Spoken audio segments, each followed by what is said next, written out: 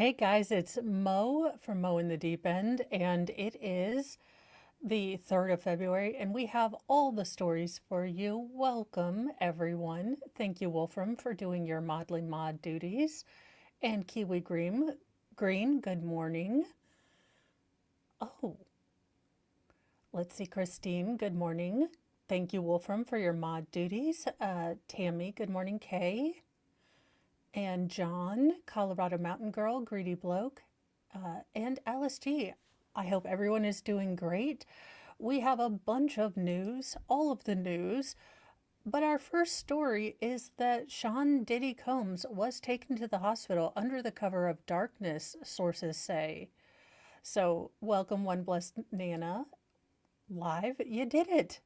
It's going to be a banner week.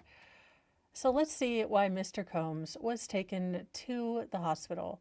Sean Diddy Combs was taken to the hospital from federal lockup in Brooklyn under the cover of darkness last week, the Post can reveal. Now, sources confirm that he was transported to a nearby hospital around 10 p.m. Thursday to undergo an MRI. Now, the 55-year-old rap kingpin, who is awaiting trial on ex-trafficking charges, was taken from the notorious Metropolitan Detention Center to Brooklyn Hospital for a non-invasive test, people told the Post. So it looks like, maybe he has a bad back. I don't think that those mattresses are, well, covered in Tempur-Pedic. So now, the medical scan was authorized because his knee was bothering him. Okie dokie. Citing the rapper's long history of knee issues after he ran the marathon in New York.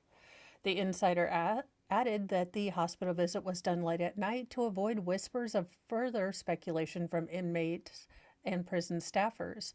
Now, Combs did not stay in the hospital overnight. He was taken back to his cell after the MRI was concluded.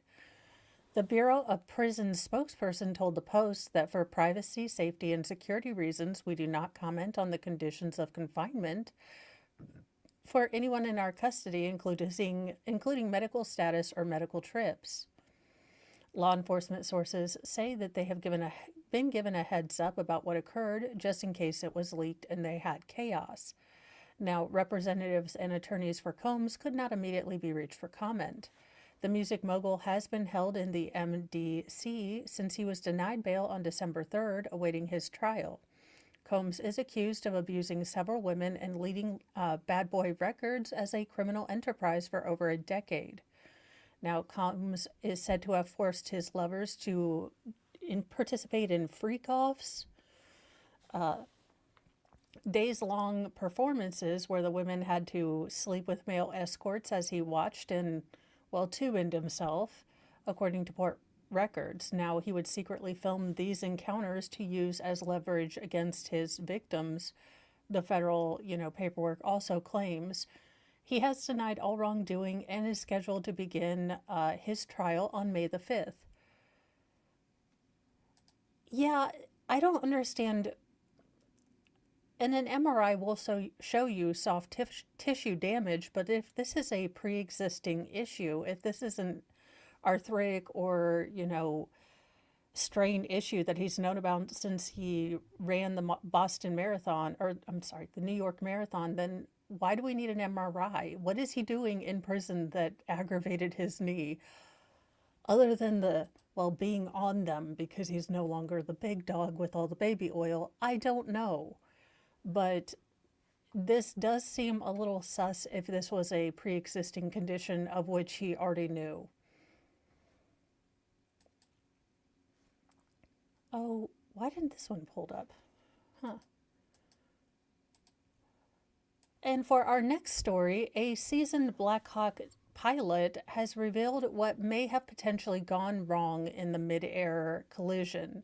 So this is still going to be more speculative than the NTSB report. I mean, this is not going to have any hard facts, but I like listening to people that have flown, the planes that were involved with these issues, what they think it is, because, they might have more actual insight than we do. A retired Army helicopter pilot shared his insights into might have caused Wednesday's deadly midair collision over the Potomac River in Washington, D.C., ranging from visibility challenges to pilot error to a freak accident. Now, speaking to Fox News and Friends, Thursday, retired Lieutenant Colonel Darren Gobb, who flew Black Hawk helicopters like the one involved in Wednesday night's crash, said that anything is on the table when coming to the explanation of what caused this crash. Why didn't the pilot turn? Why didn't the pilot even slow down? Gobb said. Now, something caused him not to see that aircraft, so I'd just like to know if there's an answer to the question, why didn't they deviate from their flight course at all, speed or altitude?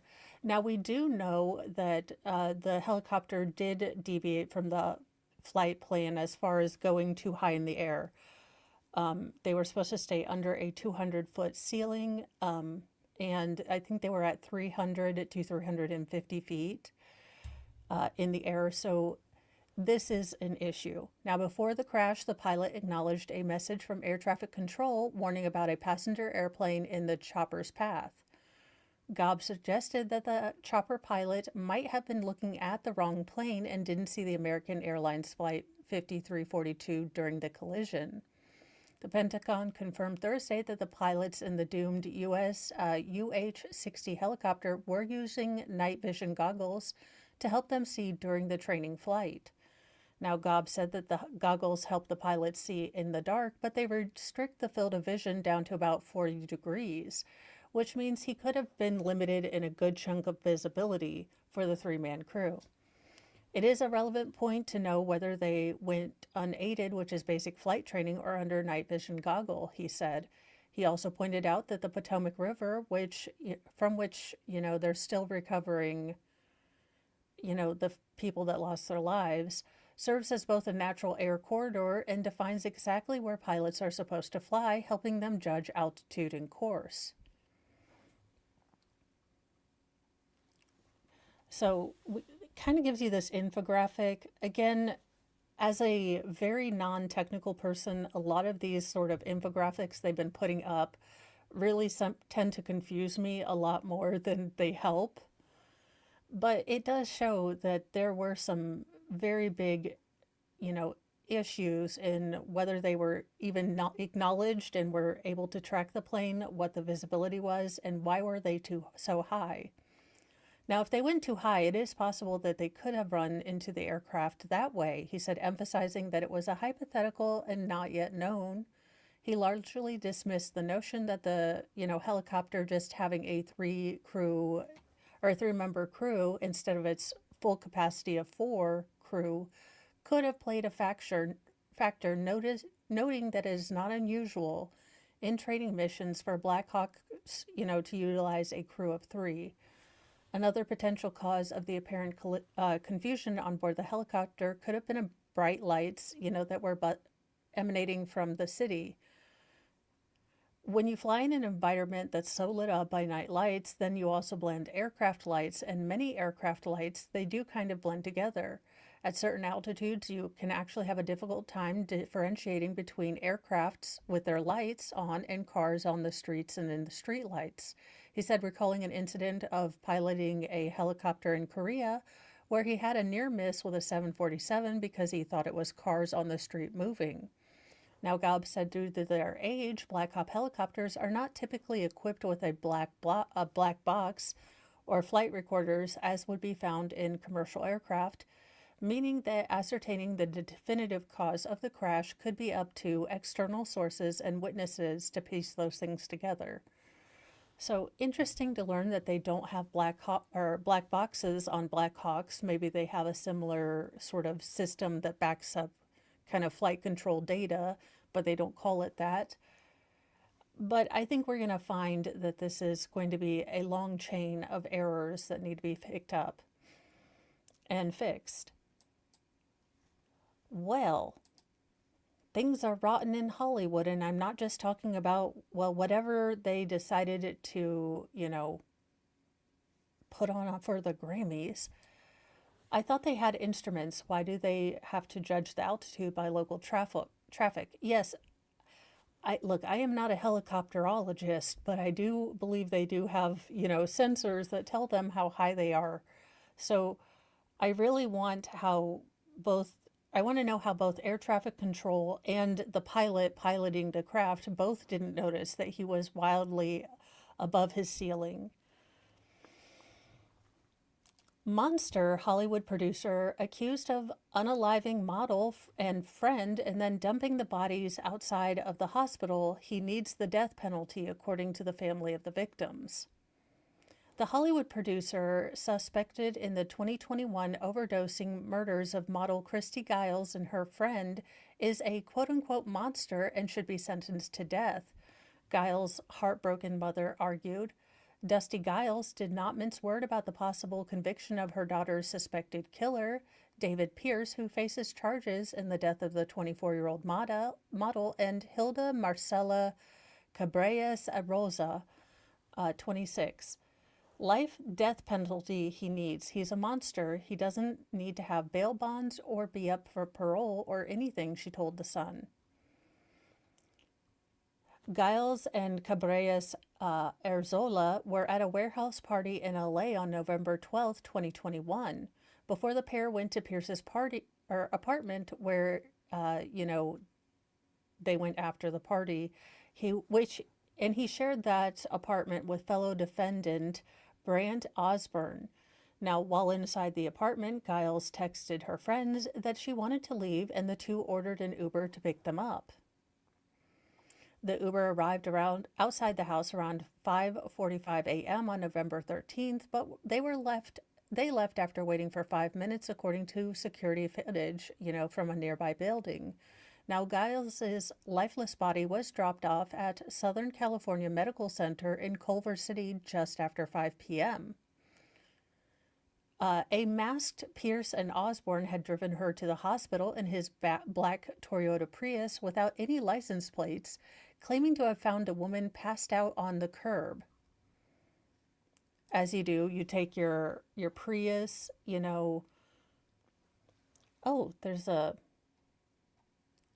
there's a Prius involved in this without license plates, so you want to make sure you're not going to get caught at the scene as, the unaliver. You decide to drive this body to the freaking, doctor's office or to the hospital in a car with no license plate? Okay. Giles was dead when the medical staff arrived at her body. Toxicology reports found that Giles had a lethal cocktail of cocaine, fentanyl, ketamine, and the notorious date grape drug GHB. Now, Pierce and Osborne allegedly dropped off the party-clad Cabrales Arroza at the Kaiser Permanente in West LA after dumping Giles' body. Now, Cabrales Arzola spent 2 weeks in a coma and then was pronounced dead on November 30th, 2021, the day before her 27th birthday. Now, the architect tested positive for cocaine, MDMA, commonly known as ecstasy, as other undetermined drugs, resulting in multiple organ failures. Now, the Los Angeles District Attorney's Office handed down the charges on Pierce and Osborne on July 5th, 2022. Pierce was charged with 2 counts of murder and 2 counts of transport, sale, furnish of a controlled substance. Osborne was charged with 2 counts of accessory after the fact. They have pled not guilty to the charges. Now, Pierce had already been charged with several counts of SA against 7 victims that spanned over 13 years. I know how some of those women have to feel that they were attacked before and not taken seriously, and I'm glad they're finally getting their day in court, Dusty Giles said. Now, the trials for Pierce kicked off on January 9th, but after it was delayed because Pierce switched attorneys, a tactic his victims' families claimed was manipulating the system. After appearing in court, Pierce covered his face with a medical mask and glasses, according to courtroom video from Court TV. And why the heck did I just see Ron Jeremy? But there you go, a picture of Ron Jeremy. Apparently David Pierce hung out with Ron Jeremy on February 18th, 2009. Now, the heartbroken mom called the hearing surreal after waiting several months to travel to LA from her home in Alabama to learn the fate of her daughter's suspected killer. My anxiety and everything. I'm like a cat with a nervous swinging tail under a rock, she said. Giles felt guilty that her daughter's death happened, but is hoping that justice will be served for all involved, she told the outlet. Now, California law prohibits capital punishment, despite Dusty Gills arguing for the death penalty against Pierce. Photographer Michael Anspach, who was originally connected to the murders, took the stand as a witness, testifying that Pierce gave him and two women drinks and cocaine laced with fentanyl. Anspach recalled the woman's not appearing to be alive before Pierce told him that dead girls don't talk, according to The Sun. That phrase still echoes in my nightmares and disturbed me. I know. Although Ron Jeremy is not a guy, look, not a guy I want to pay to see nude, to be honest with you. And I saw a whole lot of naked people for my musings with Mo from the Grammys. Look, I think I speak for all of us when I say Kanye West's wife needs help and or a t-shirt. Well, y'all, it's happening. I may not be watching the Super Bowl for sports, but if we get a recreation of that deli scene from When Harry Met Sally with Meg Ryan and Bill Crystal, I am here for it. Or Billy Crystal, sorry. When Harry Met Sally stars Meg Ryan and Billy Crystal reunite in a new ad set to run during the Super Bowl this year. Ryan, 63, and Crystal, 76, will appear in a commercial for Hellmann's Mayonnaise released Wednesday that recreates the iconic scene in their 1989 romantic comedy When Harry Met Sally, where Ryan Sally fakes an O in the middle of a deli in response to Crystal's Harry saying that he doesn't believe that any of his lovers have faked it. The ad sees Ryan and Crystal reprise their characters, with Harry telling Sally, "I can't believe they let us back in this place." Sally finds her sandwich lacking until she adds Hellmann's, causing her to moan and exclaim, "I give up." Euphoria and the White Lotus actress Sydney Sweeney makes a cameo as a fellow deli patron who is impressed by Sally's display. "I'll have what she's having," Sweeney tells the waitress, delivering the famous line spoken by When Harry Met Sally's directors, Rob Reiner's mother in the original film. So there you go. Looks like we're getting that back. Because, we need that in our life. Well, baby daddy boom pop boom. Again, if you are going to plot to murder your baby's father, possibly don't do it on a recorded jail, call. Seems like it's interesting. Jailhouse phone calls reveal alleged murder for hire plot against man shot during a fake robbery. Well, again, don't confess your crimes on a jailhouse, phone call. A Wisconsin woman is charged with solicitation of first-degree homicide after jailhouse calls revealed her alleged plot to have a father of 3 children unalived in a fake robbery. Ashante Davis, 25, was arrested and taken into custody on December 31st, just shy of 2 months after the shooting death of her former boyfriend, Bernie Hall, 29. Now, according to a criminal complaint filed by WITI, a local Fox affiliate, Davis and Hall were sitting in a car behind a Milwaukee building when 2 masked men ambushed them and told them to empty their pockets. Prosecutors said that the robbery was staged and the only intended victim was Hall. He was pronounced dead at the scene. Now, at the time of the shooting, Davis reportedly told the police that she had heard a single gunshot while running away from the scene. However, the criminal complaint stated that Davis allegedly arranged the shooting with an unnamed incarcerated man whom she was dating in the days before. Just keeps getting dumber. Now, it was reported that multiple recorded jailhouse calls between Davis and the inmate revealed the alleged plot to kill Hall, including the alleged statement that Davis made to the inmate on October 28th, "Baby daddy, boom, pop, boom." Now, on October 29th, Davis allegedly said that she got the cat to kill the rat, and she also claimed that she had to speak in riddles because this call is being monitored. Well, I mean, she is medium dumb. She does know. She's like, I'm a talking code. The cat got the mouse. I can't imagine how she got arrested for this international caper. 2 days later, on October 31st, the day before Hall was killed, Davis allegedly said, "It's gonna happen real soon." Now, about 12 hours after the shooting, in the early morning hours of November 1st, Davis allegedly told the inmate they killed him and people think I had something to do with it. Those first 24 hours and you're already a suspect. Now, Hall's mother, Nicole Hall, told WITI she knew she would end up getting caught because she doesn't know how to stop talking. I knew she would incriminate herself. Yeah, talky criminal. I'm afraid you lose this time. Maybe next time don't tell nobody if you're going to have an elaborate, murder for hire plot. But that's just me.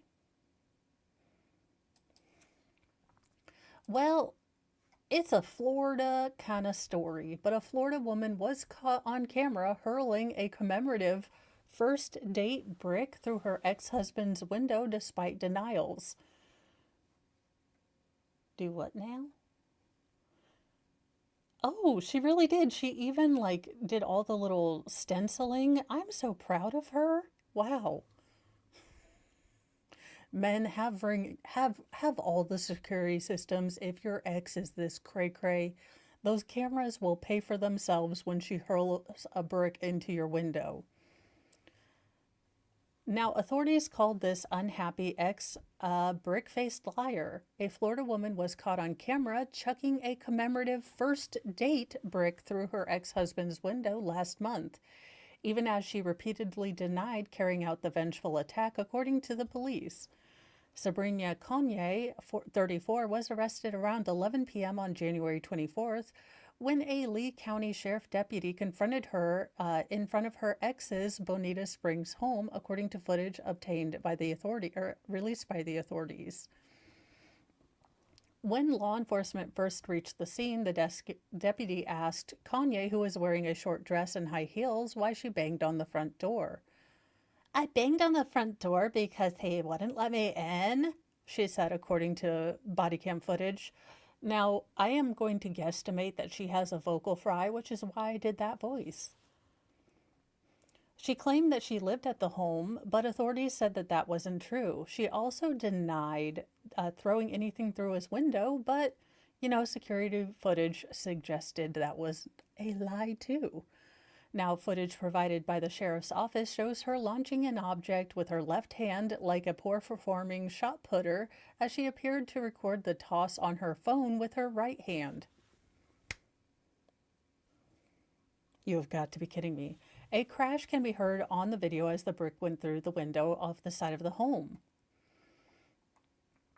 Well, yeah, when they got you on camera, ma'am. The homeowner called the police after hearing a large crowd and then crash and then banging on the door. Body cam footage shows that she continued to plead her case even as she was, led away in handcuffs. I didn't even break the window. I said I didn't break the window, officer. I didn't. The brick appeared to memorialize the former couple's first date on June 2020 when they went jet skiing together, according to the brick. Now, she is facing charges of criminal mischief and throwing a deadly missile into an occupied dwelling. So there you go. I can't imagine. Men don't date her. I don't care what sort of a dress she wears. This is not going to happen. This is not a good idea. Don't. Wales is jumping in with the most inappropriate emergency calls. So let's see what the people of Wales were inappropriately calling the emergency room for. The Welsh Ambulance Service has said some of the most inappropriate calls to its 999 emergency number in the past year include a finger stuck in a beer bottle and a person whose pet alligator got loose. The organization said in a news release that 426,116 calls came in during 2024, and of those 63,836, about 15 were determined to not be life or death emergencies. I got my finger stuck in a beer bottle and it will not come out, said one 999 caller. Another caller reported they had a chipped tooth, and the other was unable to remove a tight bracelet. Another caller reported a problem with their pet alligator. It's got loose and I'm scared to death. I don't like it, and I think it's under the sofa. Now that has to be a Florida call that got misrouted to Wales. Changed my mind. Another caller said they were calling out of an abundance of caution. I stuck my finger in a plug socket but felt no effect, but I'm trying to rule out if I electrocuted myself.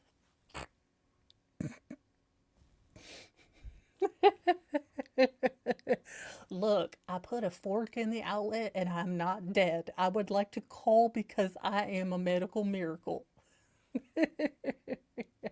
Welcome Dan Davis and JKD Buck, Rianne Morgan Thomas, and 80s Music Man, welcome.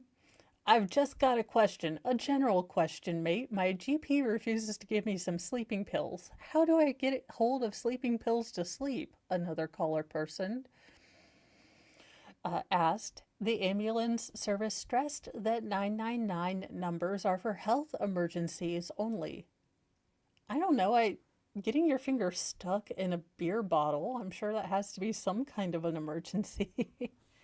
Our ambulance, service exists for those whose life is in imminent danger, said Andy Swinburne, executive director of paramedicine.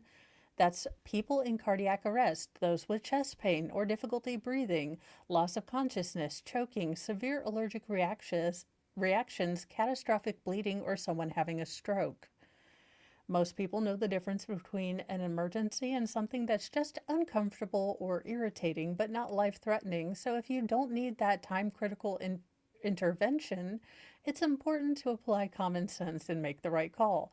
Well, he's banking on our collective ability to be common sense people. This is not going to happen. Now, I have never seen Zizian. Now, what is a Zizian vegan? Because I have a whole lot of questions, but this article is about the case of the Border Patrol agent who was unalived near the Canadian border. So let's figure out what a radical Zizian vegan is. The case of the radical Zizian vegan trans cult and the shooting death of a border agent. The murder of a U.S. Border Patrol agent near the Canadian border appears to be linked to a radical leftist trans militant cult accused of killings across the nation. There's a cult out there I didn't know about? This is insanity. I need to know about the cult. Now, around a week before the January 20th attack, federal law enforcement had been surveilling the German national Felix Ophelia Backult and the University of Washington student Teresa Milo Consuela Youngblood. Staff at Lyondell, Vermont Hotel had alerted authorities about seeing the duo with a firearm and black tactical clothing. When law enforcement visited them, the pair came to be looking at a property in the area and promptly checked out of the hotel on January 14th, according to court documents. Then on Inauguration Day, Border Patrol agent David Matland stopped their car in Coventry, Vermont. Youngblood allegedly shot at Matlin, who was killed, and border agents returning fire, killing Black Holt, and Youngblood is in custody. Now, authorities say that the guns used by Youngblood and Black Holt were owned by a person of interest in other murders and connected to the mysterious cult of transgender geniuses who follow a trans leader named Jack LaSoda and also is known by the alias Ziz. I don't know what to say about that, but there you go. Now, Backholt was a biological male who identified as trans and used female pronouns. He was an award-winning youth math genius from Freiburg, Germany, who later graduated from the University of Waterloo in Ontario, Canada. Around 2021, he was hired as a quantitative trader at Tower Research Capital in New York. It is believed that Backholt was in the U.S. on an H-1B visa. Department of Justice said that he was armed in the car and tried to aim his firearm before being shot dead. Is he one of the geniuses? Now, Youngblood is accused of firing the surprise shots that killed Air Force veteran Matlin and was injured by return fire. Youngblood is a biological female who identifies as trans and lists having neopronouns such as Z, Zem, and Zer. What the hell am I supposed to make with this? No, okay, here's the deal. Look, I'm gonna tell you, along with like 90% of the rest of the world, I would just like to be kind and courteous to people, but I am not gonna say Z, Zem, and Zerers. No, it breaks up my flow. I'll use your name, but these pronoun things are getting insane. I don't know how to, look, like I said, 83% of the world wants to be kind to you, but we do not have the time, nor the energy, nor the desire to do the unique algebra of your soul to figure things out. So I will call you Princess, Penny Bottom if you want, but I'm not gonna, bow because you're not royalty. Okay, and Youngblood was a University of Washington student studying computer science. Now, Youngblood graduated from the prestigious North Seattle private institution Lakeside School, which Bill Gates also attended. Youngblood's family reported her missing to Seattle police in May 2024. Her family said she was in a controlling relationship and had cut off contact, according to a police report. Her social media account on Blue Sky said she followed some Antifa-aligned far-left accounts. Now, in November 2024, Youngblood filed a marriage application with a 22-year-old fellow Lakeside alum named Maximilian Bentley Snyder. Last week, Snyder and any pronouns computer science whiz from wealthy Seattle, family was arrested in Vallejo, California for the murder of an elderly key witness set to testify in an upcoming attempted murder trial against alleged members of the trans extremist group. We are going to need to dig into this because I absolutely had never heard of this being an actual cult. But holy fazolies, if this is, in multiple states and they are unaliving witnesses, okay. The arrest has revealed how previously hidden close associations between Youngblood, Black Holt, and the cult are now linked to 4 separate killings. So let's get into the Ziz cult. Authorities are investigating the connection between the murders across the country to the Zizians, a cult of highly educated trans vegans rationalists.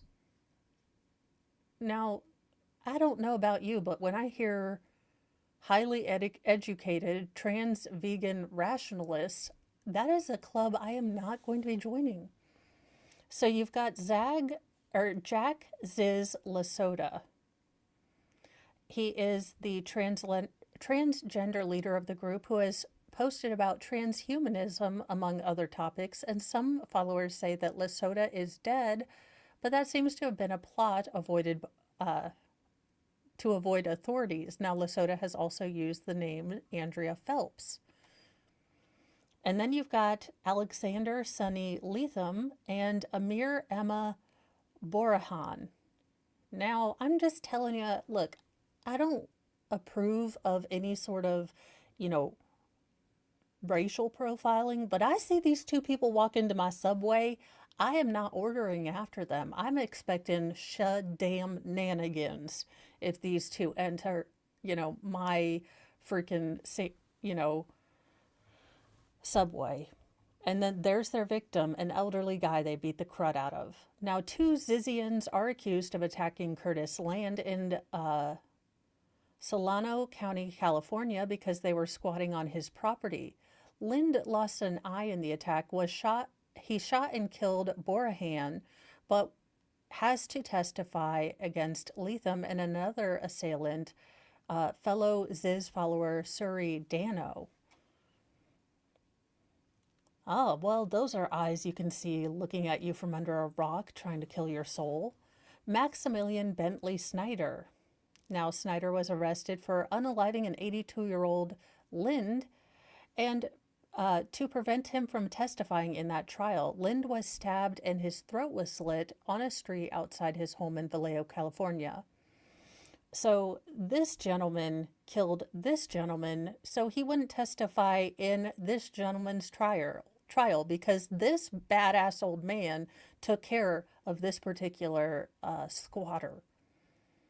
So this particular ridiculous person decided he couldn't testify in trial.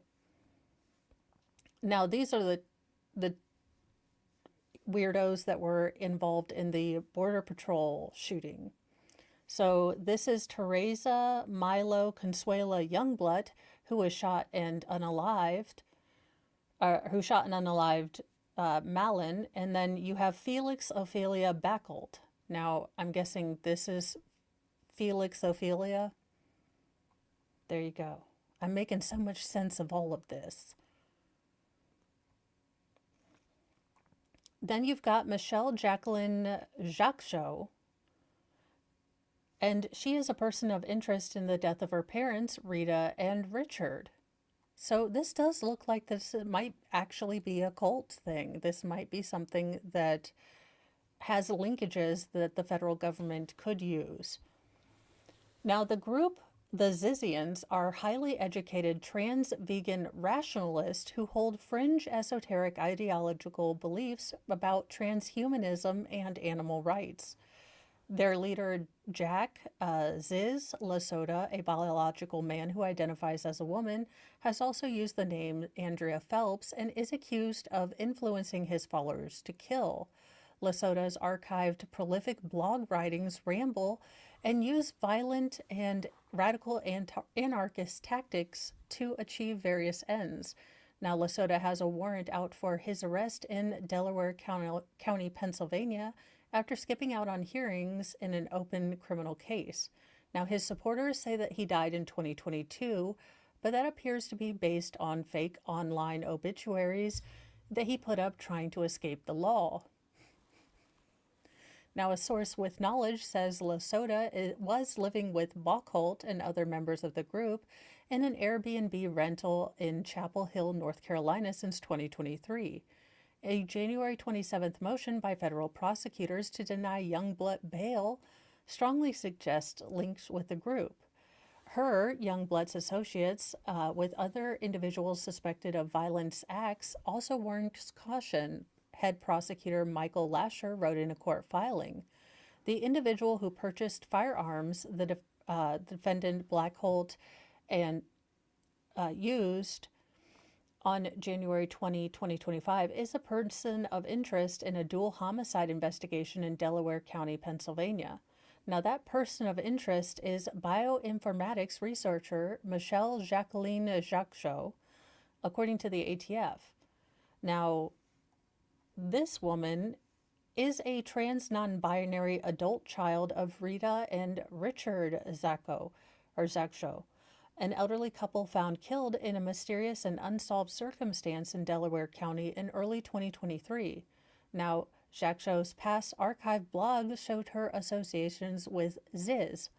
Now, according to public records reporting by Vermont news site VT Digger, Jaxo had also purchased a plot of land in rural Vermont close to where the deadly shootout occurred.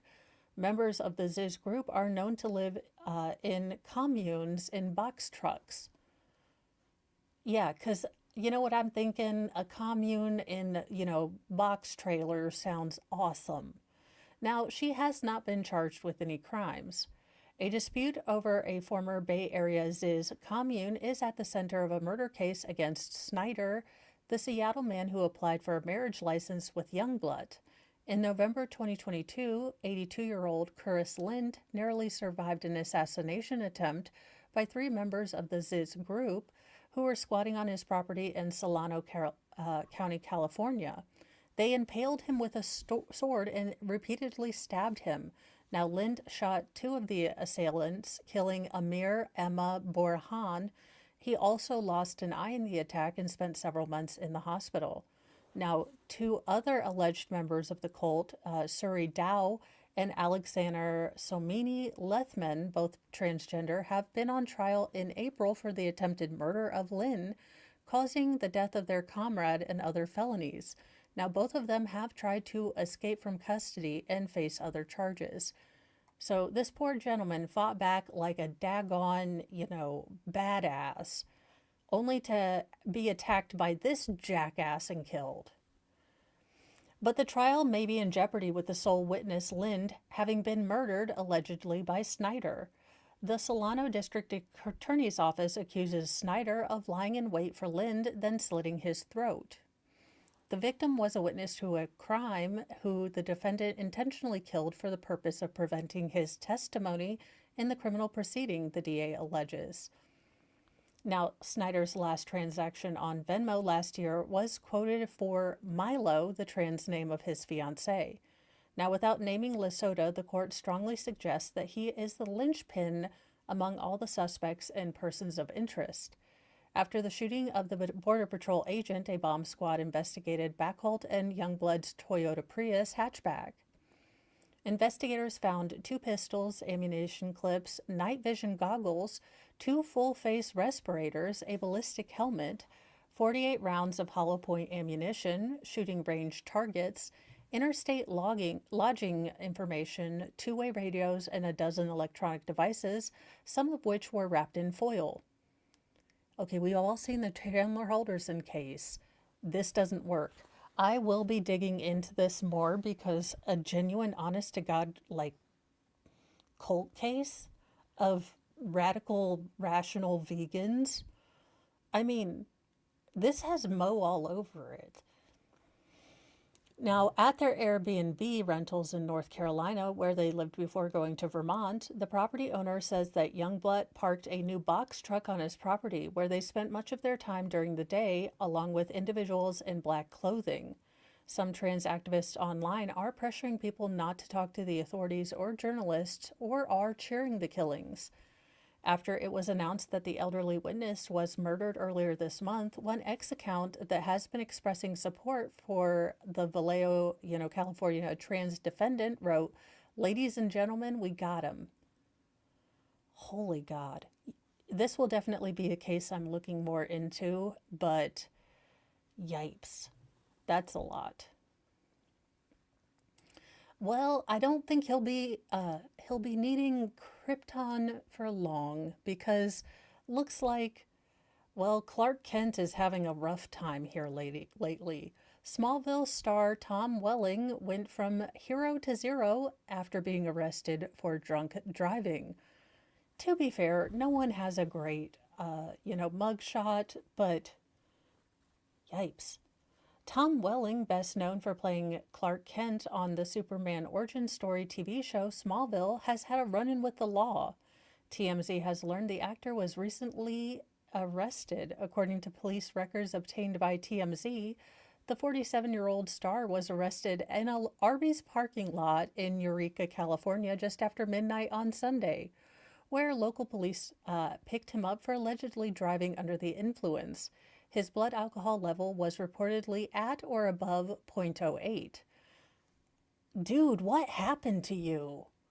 Like, I get you're 47, but dude, what happened?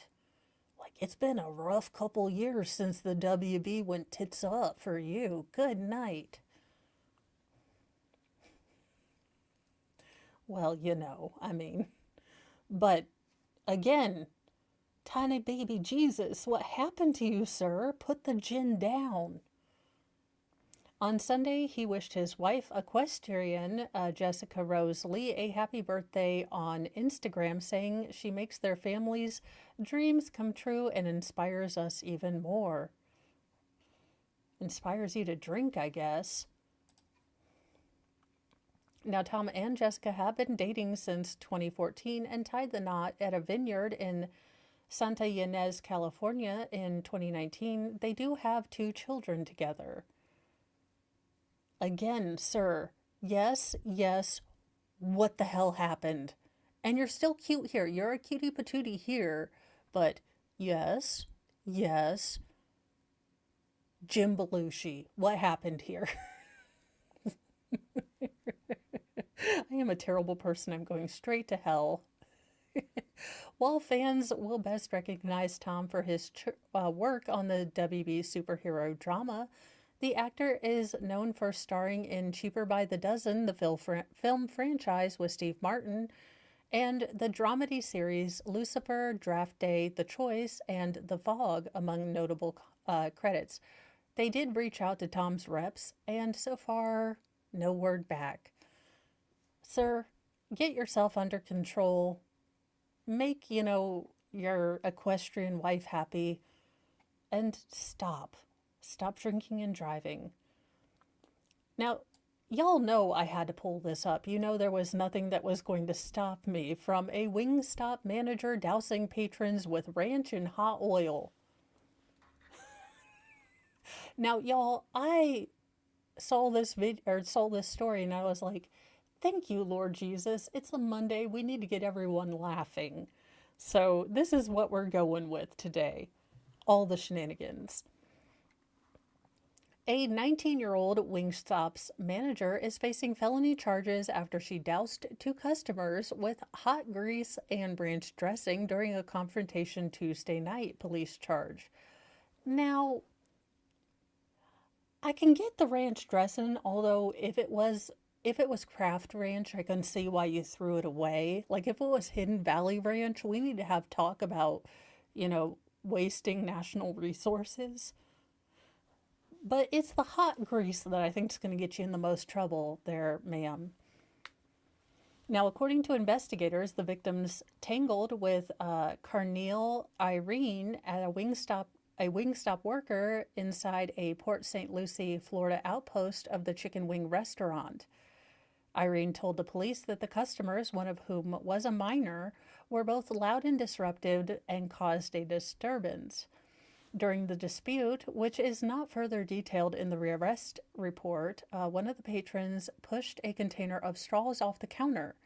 That escalated the conflict. Cops say when Irene, seen at the right, responded by throwing ranch dressing at the victims. Then she went into the kitchen and returned with a bucket of hot grease and threw the liquid at the victims. Also, she's a manager at 19. And there are probably some 19-year-olds that could be managers, but this is maybe the reason we don't have 19-year-olds as managers. Now, security footage revealed by the police showed an individual trying to hold back Carneal, but she pushes forward and throws the liquid in the bucket. Irene reportedly justified her actions by stating that the customers were being verbally abusive and had reached over the counter to knock over the straws. Now, the hot oil recipients complained that the liquid burned upon impact and resulted in shiny burnt skin. A crime scene investigator photographed their injuries, and when the cops arrived at Wingstop, the eatery's floor was greasy and slippery, but it appeared that workers had tried to clean the oil as best they could. Now, Irene was arrested and charged with aggravated battery, aggravated child abuse, and child abuse. Both are felonies. Now, she was released yesterday from county jail where the bond had been set for $15,000.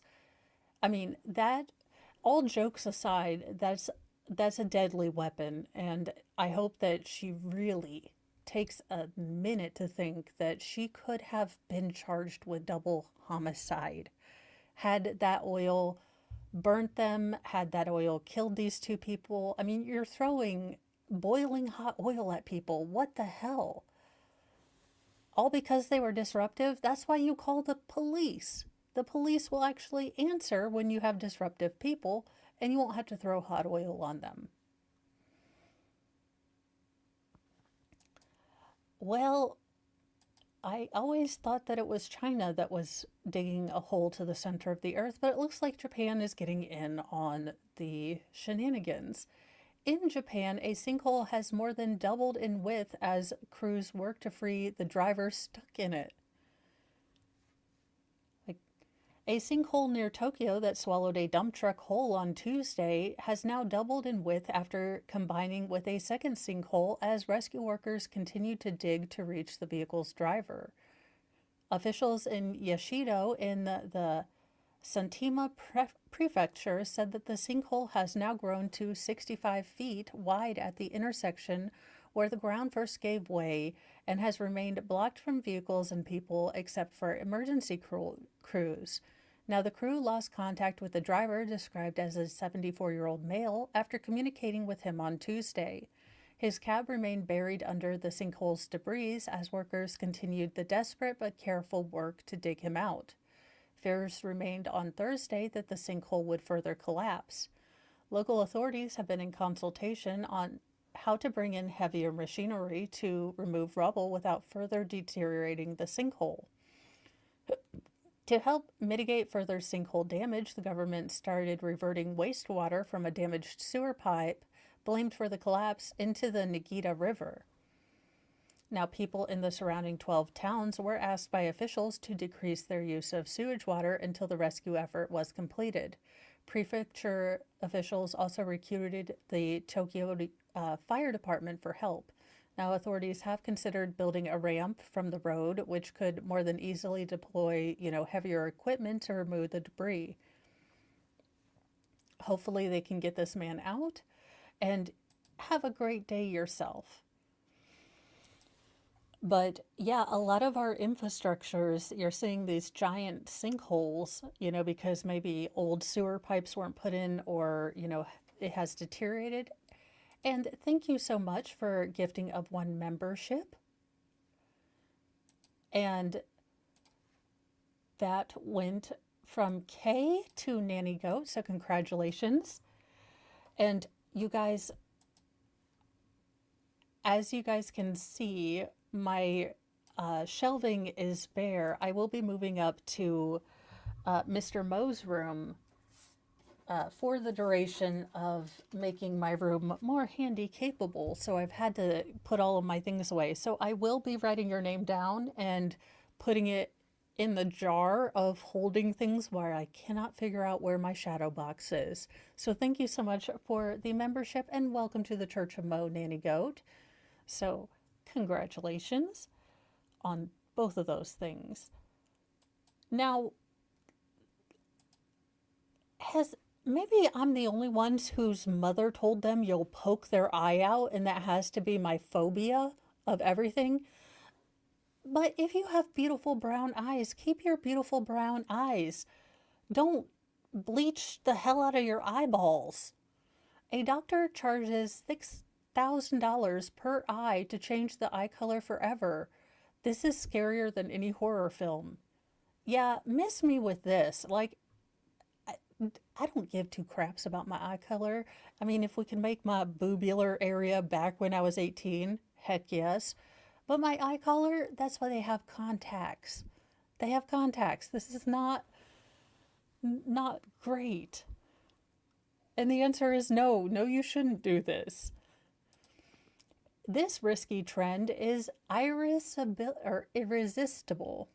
An ophthalmologist with 3.4 million followers on TikTok has gone viral due to his specialization in changing people's eye color permanently.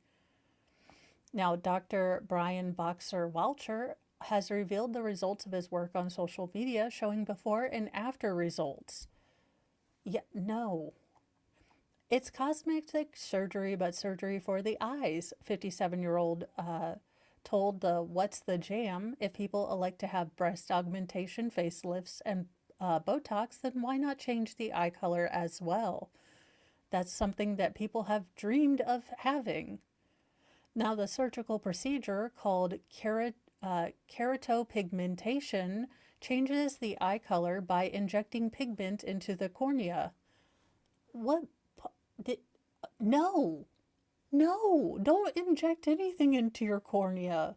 I mean, I thought that was a basic joke, like we would just inject, things into our corneas, but no. According to the American Academy of Ophthalmology, also referred to as eye tattooing, the process permanently changes the cornea from clear to opaque and covers the natural iris color inside, but it doesn't come cheap. This elective surgery will cost you $6,000 per eye, so unless you're opting for the mismatched eye look, then that's a total of $12,000. It looks like a bunch of contacts. I mean, it looks like really cheap contacts. I speak as someone who buys colored contacts. That looks really cheap. Because the more expensive kind of color-eyed contacts that you go with will have variations. You have a natural variation in your eye color depending, some of us have really dark rims around our pupil or our iris or things like that. It looks cheap and fake. You can get a pair of these particular contacts for like $17 online. And you can get them specifically made for to cover darker eyes. Now, while the Los Angeles based doctor isn't dying to try the procedure himself, he feels very rewarded when he sees how people react to the changes. After the procedure, my patients are amazed, incredibly happy, and sometimes crying tears of joy, or crying just regular tears because you put a needle in their cornea. Now, Watchler did add that overall the procedure is very safe.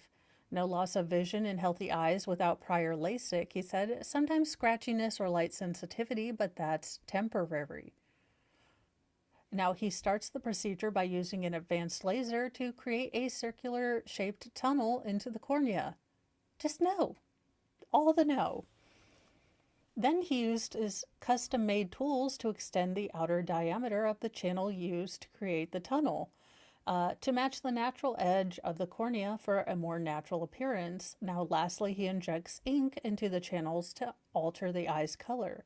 The color change is instant, Watchler said. It takes just about 20 minutes with 1 day for recovery. Color options include emerald green, evergreen, Riviera blue, Paris blue, but the most popular colors are honey gold, steel gray, and olive green. No, just all the no. And then I like how the article asks if you would get the surgery, and that would be all the hell no's. With one video with 9.2 million views shows a collection of patients who changed their, pupils, reacting to seeing it for the first time, with many of them crying happy tears. But people in the comments section appear to have different opinions. Not even if I hated myself, one person said. And this feels so dystopian, another one admitted. Yeah, no. Also, I'm sure you had beautiful, warm brown eyes that probably just brightened up your face. Now, my eye color is the last thing I would change about me, one person quipped. How is this even legal? Another questioned. And imagine risking being blind for life to look like a literal demon. This is scarier than any horror film I've seen. Watchler has had hundreds of clients at Boxer Watchler Vision Institute over the past few years at this clinic in Beverly Hills. Now, changing eye color can have a significant impact on self-perception and interpersonal, interactions, he explained. Many individuals see their eye color as integral to their identity and choose to change it for self-expression or to enhance alignment between their inner self and their outer appearance. This is ridiculous. The alteration can boost self-esteem, confidence, and particularly if the new eye color resonates with cultural or familial significance. No, familial significance would be keeping Auntie Janie's eyes.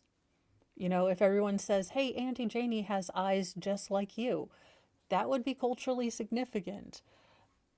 Or, this is dumb. It's just all the dumb. And when I say all the dumb, these two right here, all the dumb.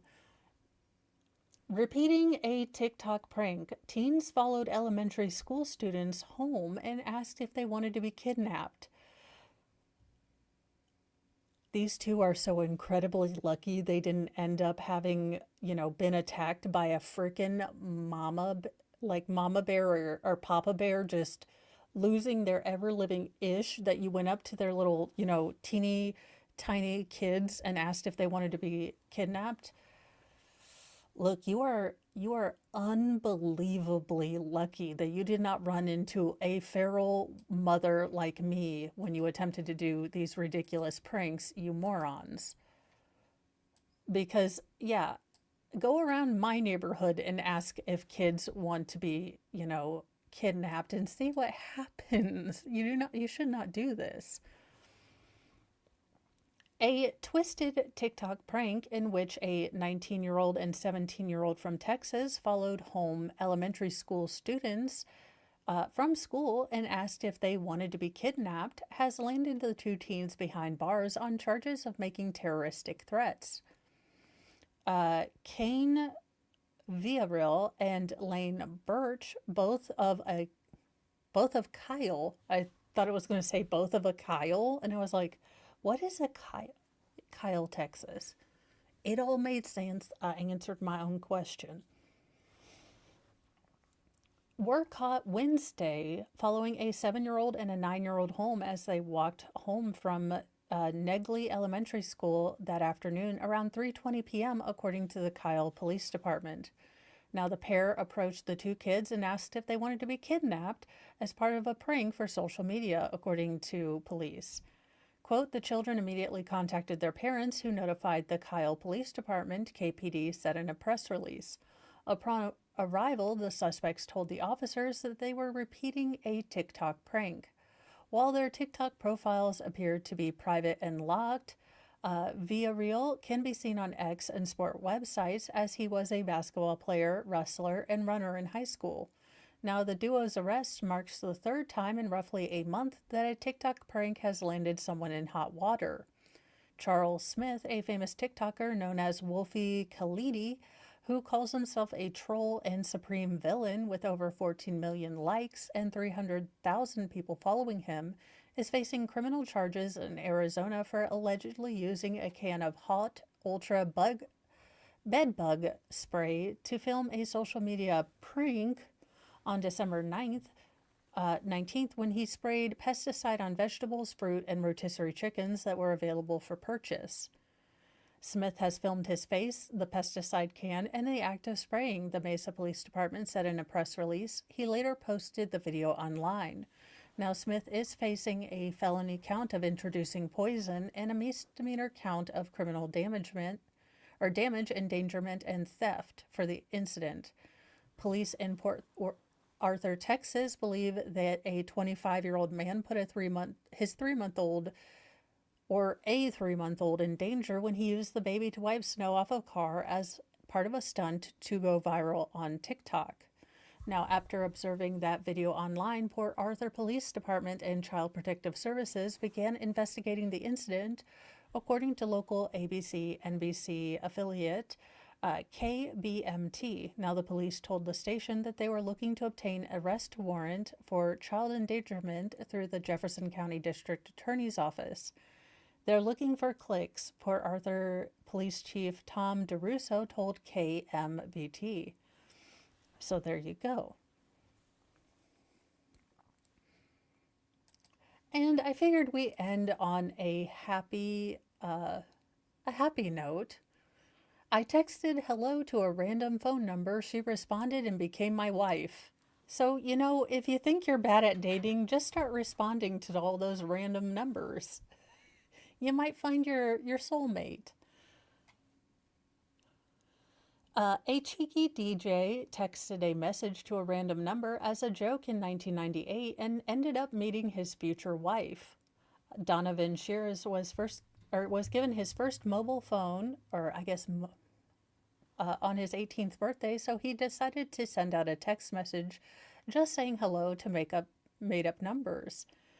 He was stunned when he received a message back from a woman called Christy who simply said hi, and they began exchanging text messages. They eventually arranged to meet for a date in Donovan's home city of Coventry and quickly fell for each other. The couple got married in 2002 and went on to have two children, 9-year-old son Sterling and 6-year-old daughter Alora. Now, Donovan, 45, a former DJ who now works in cybersecurity, said, I started sending out random text messages showing off to my friends saying I can page other phones. I picked the first four digits, the same as mine, which were, that's too many digits, 07775. Now that's 5 digits, so, and then the last 3 digits randomly. It was probably about 5 or 7 numbers, and I didn't think anything of it.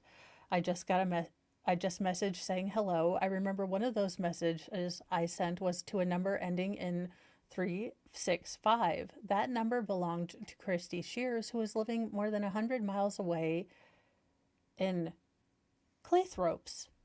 Sure, Cleethropes. That's what we're going to call that. She said that she had only just gotten a mobile, so she assumed it was from someone she had given her number to, and just responded by saying, Hi, who is this? It came back Dawn, and we just started chatting from there. We would text through the day, then obviously it would become more and more frequent, and at one point we decided we should phone each other. The couple's blossoming romance started before camera phones became the norm. Scots-born Christy, who had an Actel mobile, recalled how the couple had to describe what they looked like on text. The quality engineering manager said I asked him what he looked like, and he said, I'm 6'6", and I thought, is he really? Lucky he was really tall so that I wasn't being catfished via text. I told him I was Scottish, 5 feet tall, not slim, not fat. He said, that's my type. I love it. Guys are like, look, you just really have to be living in the middle and we'll like you.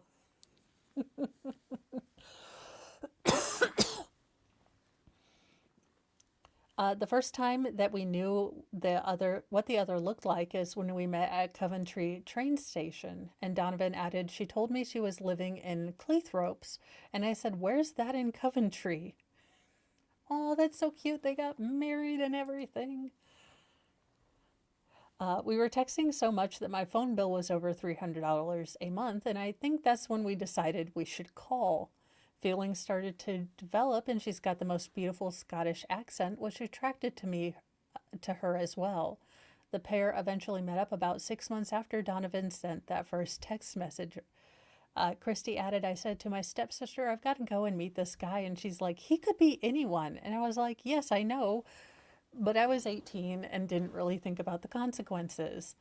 I just got onto the train and went to Coventry. Donovan took Christy to a nightclub before buying her a kebab afterwards. The rest is history. I remember coming back from our first night out and we just cuddled up. It was magical in a way. She's an amazing woman. She's so intelligent and we know each other so well. She's my best friend as well as my wife. This Valentine's Day, the couple are joining dozens of others in renewing their marriage vows at a special service in Coventry Cathedral. Donovan said, I took my son for a suit fitting yesterday and he absolutely loved it. Then my girl, she's like, I want to see mom get dressed up too. I can't wait. So there you go. Well, I mean, I guess. I mean, I'm hoping it was sort of Nicola Maxwell and not the guy from, Star Trek. Look, I'm giving her all she's got, Captain. So, guys, have a lovely day. I am going to start looking at these radical vegan rationalists and see what I can pull up there. Also, it looks like the Boswell case, the state of Tennessee versus, her name is escaping me, but the defendant's name is Boswell.